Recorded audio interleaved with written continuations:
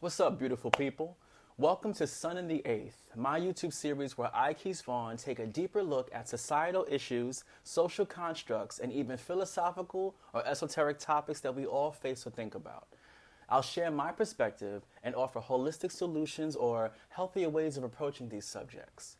Now, as a certified functional nutrition counselor with a focus on epigenetics, a vegan culinary creative, and all around entertainer, I'm excited to share this journey with you. Be sure to click and subscribe so we stay aligned. Today, I want to take you on a journey that explores the concepts of reincarnation, spiritual warfare, and the human experiences that often lead to judgment, misunderstanding, and internal conflict.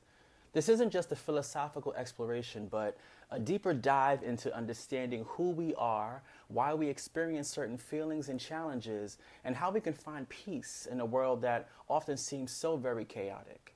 Let's start with reincarnation. Reincarnation is a belief that our souls go through cycles, living multiple lives, each with its own lessons, challenges, and opportunities for growth. Each life we live is like a chapter in a book, and the experiences that we have in one life can deeply influence the next. For example, consider a man who has deep attraction to the same sex, right? This may be confusing or distressing, especially in a world that often judges or labels such feelings. But what if, in a past life, that man's soul once lived as a woman?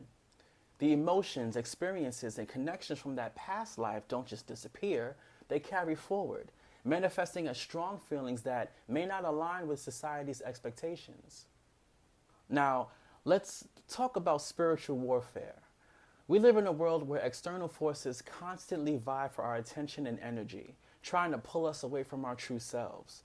This is not accidental. It's a part of a larger design. Those in control of our entertainment, our food, and our environment understand the power of distraction. They know that if they can keep us focused on materialism and lust, on violence and on external validation, that they can keep us away from looking within, from discovering our true purpose and the divine nature of our existence. This is where judgment comes into play. Society loves to judge, to categorize people, to decide who is worthy and who is not. But what if I told you that this life, this world, is not real in the way that we think it is? It's a simulation, a stage in the game of life where our souls come to learn, to grow, and to prepare for what comes next. When we judge others or ourselves, we are playing into the hands of those who seek to keep us distracted, disconnected, and disempowered. As someone who has dated both men and women, I've grappled with the questions of identity, attraction, and the natural order of things many times over. There was a time when I hated myself for the feelings I had.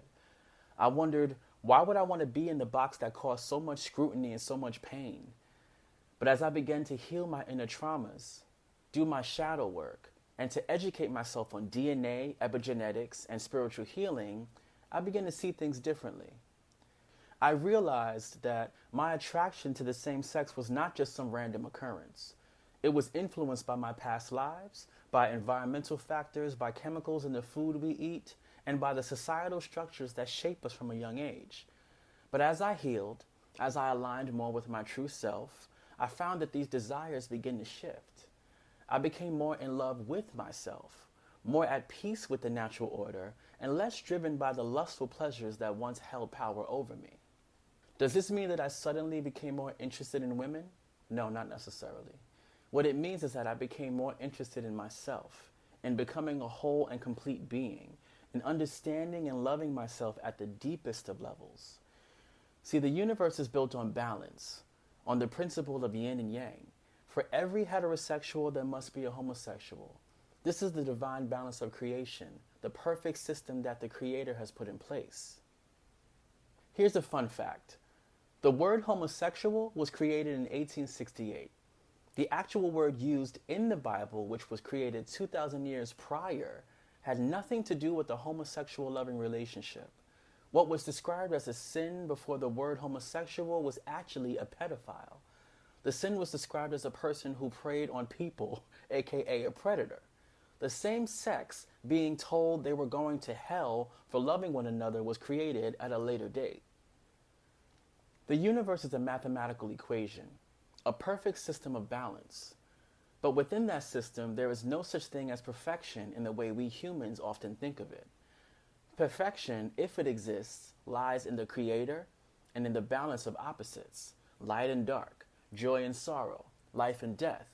This balance is what allows the universe to function, and it's reflected in every aspect of our lives. For example, when a child is born disabled, one might ask, why would God allow this? Why must a child suffer?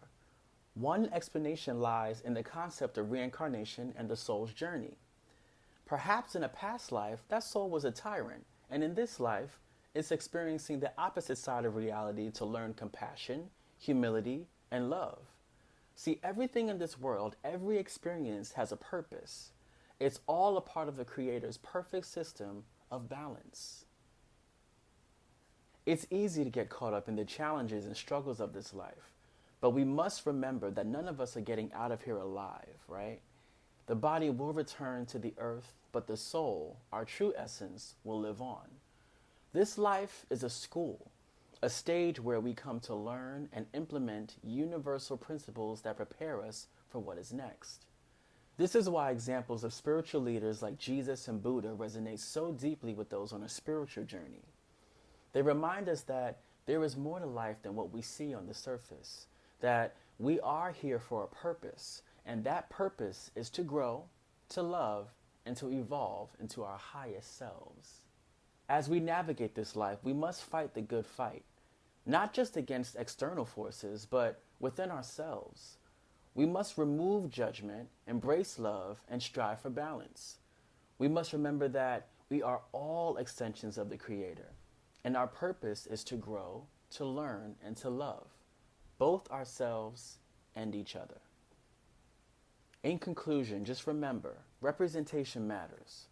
Do what you can to fight the good fight, and remember that without darkness there is no light. Decide where you want to be in this lifetime, for it will count towards your next. One love.